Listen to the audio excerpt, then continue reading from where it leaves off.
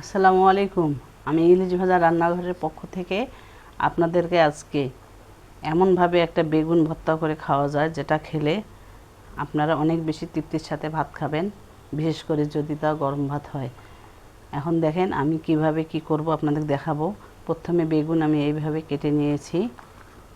এইভাবে একে কেটে নিতে হবে, বেগুনগুলো ধুয়ে তারপরে কেটে নিতে হবে। এখন আমি এখানে লবণ হলুদ মেখে নিব।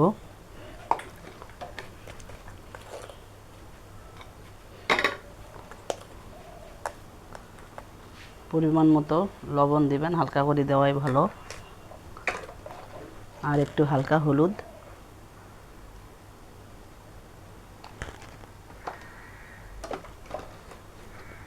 এখানে একটু আপনারা হালকা সর্ষের তেল দিবেন।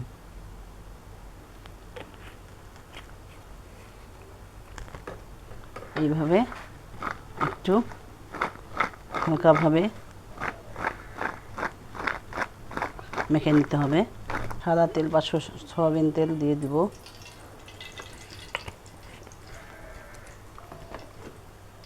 বেগুন আপনারা পুড়িয়ে খান, ভাতে দিয়ে খান, ভর্তা করে, যেভাবে খান না কেন এভাবে একবার খেয়ে দেখবেন, এর স্বাদ আলাদা একটা।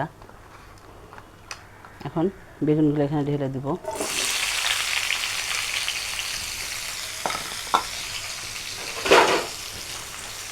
একটু নেড়ে দিতে হবে।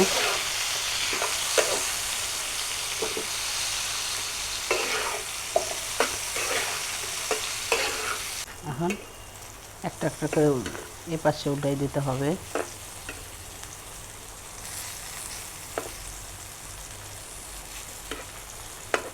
দেখেন এইভাবে ভেজে নিলে হবে, আর বেশি ভাজানোর দরকার নেই, তাহলে পোড়া পোড়া গন্ধ লাগতে পারে।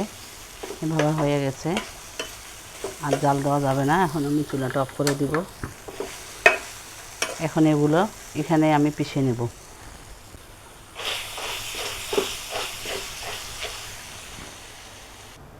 আমি এখানে 2টা কাঁচা রসুনের কোয়া দিব।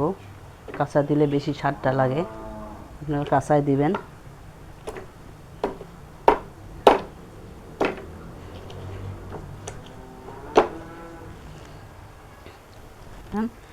এখানে দিব একটু শুকনো মরিচের গুঁড়া, ভেজে গুঁড়ো করে রেখেছিলাম।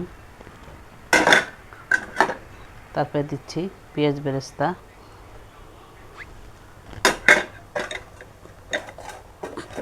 আর একটু ধনিয়া পাতা কুচি দিয়ে ভালো করে মেখে নেবেন।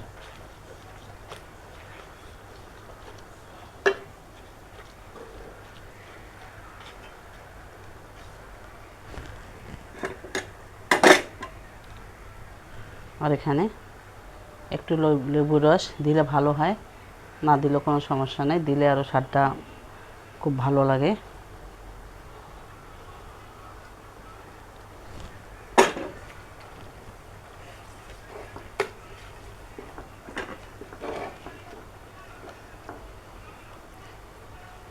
দেখেন এইভাবে ভর্তা করলে আপনারা গরম ভাত দিয়ে খুব সুন্দরভাবে খেতে পারবেন। একদিন ট্রাই করে দেখবেন আপনারা।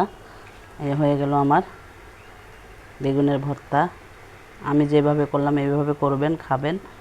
আমার চ্যানেলটাকে লাইক করবেন, পাশে থাকবেন এবং সাবস্ক্রাইব করে দিবেন। ভালো থাকবেন সবাই। আমি একটু খেয়ে দেখাচ্ছি আপনাদেরকে। সেই মজা,